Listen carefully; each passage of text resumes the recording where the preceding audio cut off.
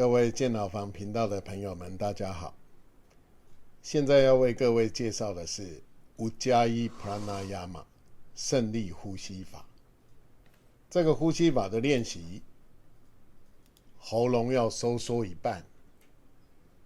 用完全呼吸法呼吸，用整个体腔呼吸。空气通过喉咙的时候，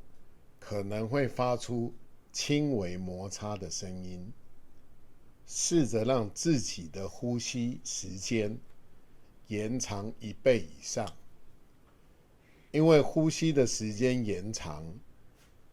空气在我们体内逗留的时间增加，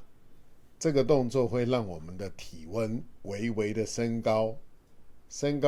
大约在0.5度到1度之间。体温微微升高，我们身体的免疫系统效率会加倍，同时我们的身体的代谢也会加速。所以 Ujjayi Pranayama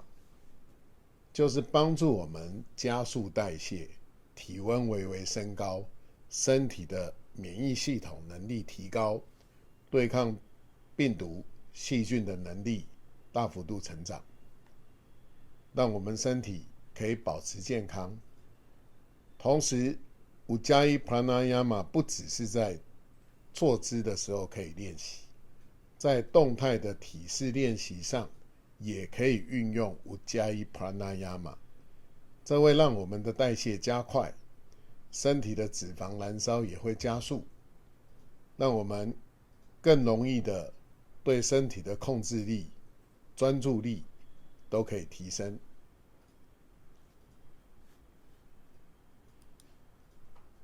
以上是今天的 Ujjayi Pranayama 的介绍，祝福各位尽早开始练习，可以得到 Ujjayi Pranayama 带来的好处。感谢各位，谢谢各位，祝福各位。